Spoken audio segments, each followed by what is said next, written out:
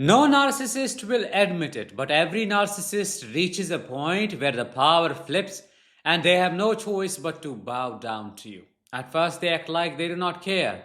They pretend you meant nothing, replace you overnight, and convince everyone, even themselves, that you were forgettable.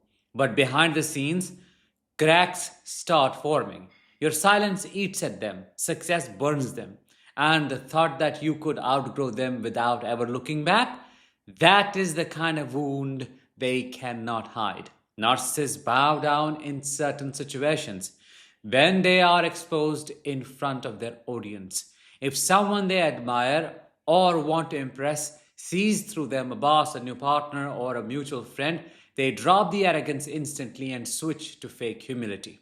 This bow is all about saving face. When they need something only you can give, it could be money, access, a contact, or even your silence. In these moments, they soften their voice, pretend to be cooperative, and may even flatter you. It's not respect, it's actual desperation. When a bigger narcissist overpowers them, if they meet someone with more status, money, or power than them, you will watch them shrink, agree to everything, and act overly polite. They know when they are not the apex predator. The next thing is their reputation.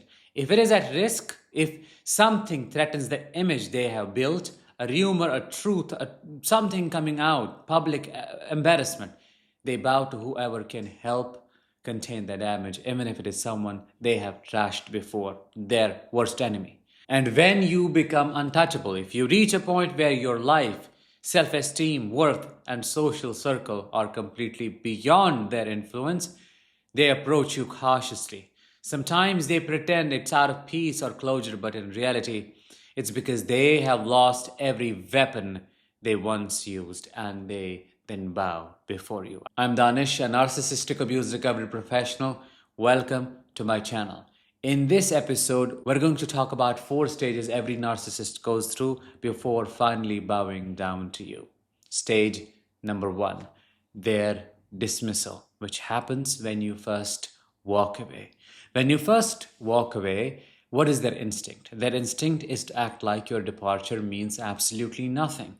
They need to create that image fast because in their world, if you leave them, it means they were not good enough to keep you. And that is something their ego cannot handle. So what do? They start the show. You will see them suddenly become more active online, posting selfies with exaggerated smiles, going out more, surrounding themselves with new people, all that stupidity. A lot of times, even pretending to be in love again within days.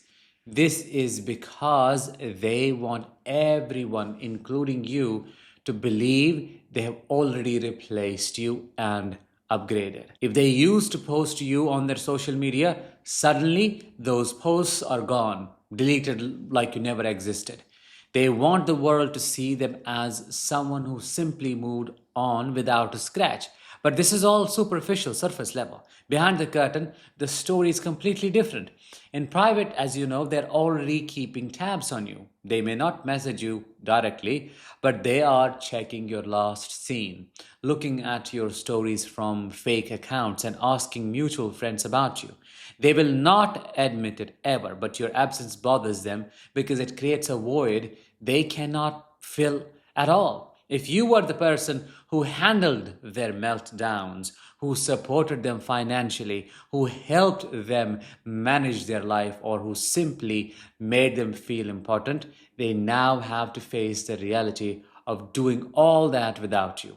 And that reality hits much harder than they expected. To cope, what do? They rewrite the story in their mind. They tell themselves you were difficult, you were controlling, or you were boring. They need to believe this so they do not feel the sting of losing someone who was actually good to them. This is why the first stage is extremely important. If you give in and break your silence during this stage, you hand them the satisfaction of knowing they still have control. But if you stay silent, you plant a seed that will grow into cracks that they cannot hide. Which brings us to stage number 2, the disruption. That happens when your silence starts cutting through.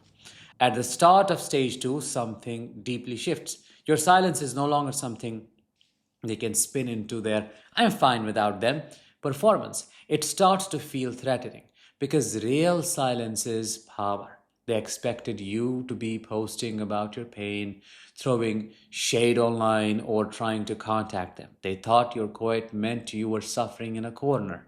But then they start hearing things. You are looking better. You have started new projects. You have landed a new job. You're spending time with people who make you happy. And you are not mentioning them at all. What a disaster. This is when they get nervous. And nervous narcissists are dangerous narcissists. They begin fishing for information. They may message a friend of yours pretending to care about you. They may try to follow you from a fake profile. They may even accidentally bump into someone in your circle so they can ask about you. When they find out that you are doing well without them, it's like pouring acid on their ego. They cannot stand the idea that they were not the center of your recovery, that you are building a life they have no access to. So they disrupt, they start rumors, they post cryptic things online to get your attention. They suddenly appear at places they know you go to. These are all attempts to pull you back into the game. The deeper truth is that they are starting to realize what they lost. They thought they could replace you easily, but no one else is giving them the same devotion, patience, or attention you did.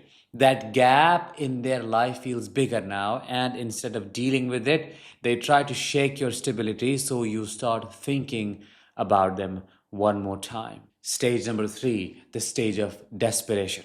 It gets triggered when they realize you have changed because they do not. When they finally see the version of you they feared you would become, the confident, self assured, and unbothered you.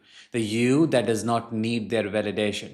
It's not just about you looking better or seeming happier, it's about your energy. They sense that shift in the way you carry yourself. You are no longer scanning the room for their reaction.